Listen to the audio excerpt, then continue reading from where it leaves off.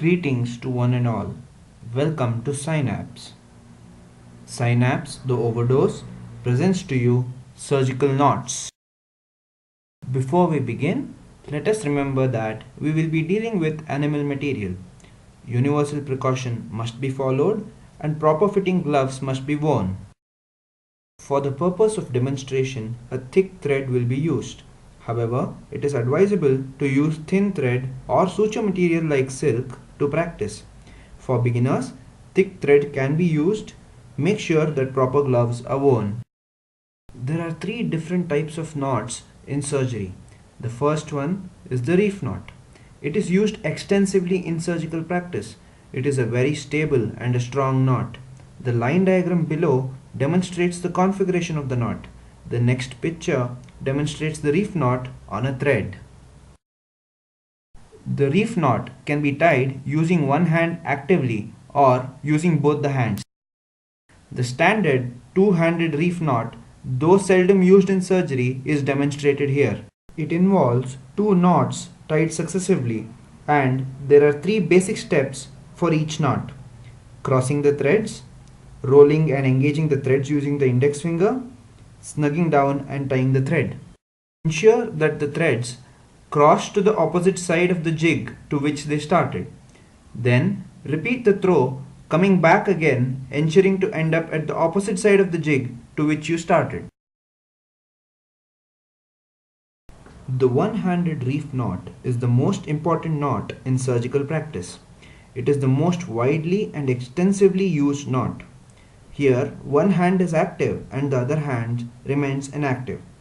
It consists of two knots, one tied using the index finger and the other using the middle finger.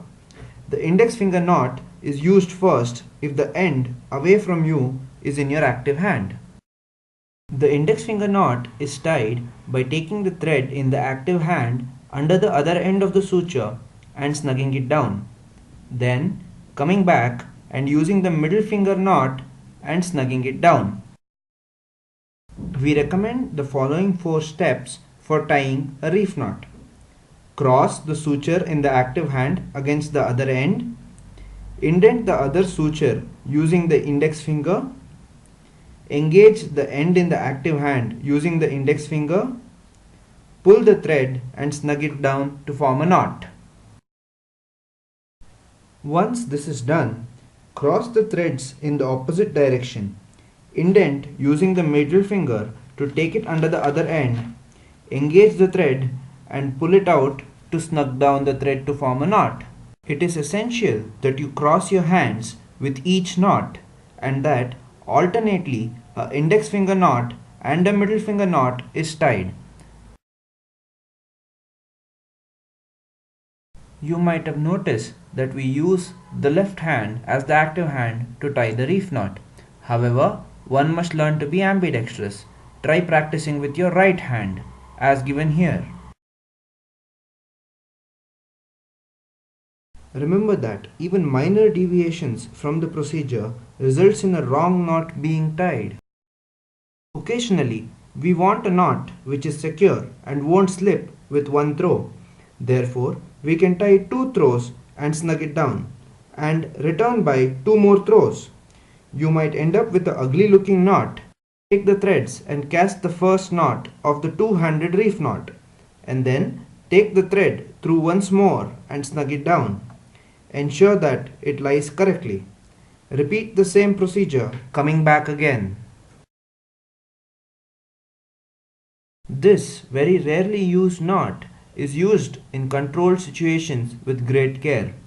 It involves tying the same type of knot twice and snugging down to attain great tension, and then securing it by a classical reef knot. Note that in a slip knot, you don't end up with the same type of knot as in that of a reef knot.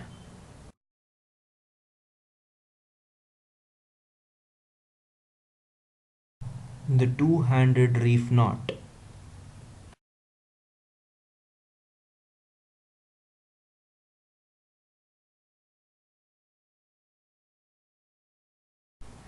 The one-handed reef knot.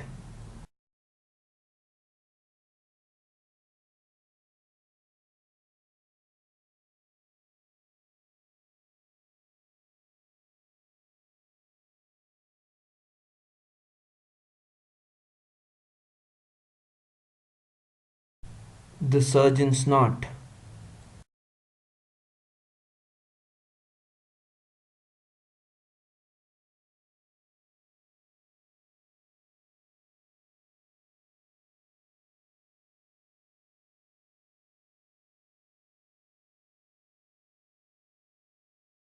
The slip knot.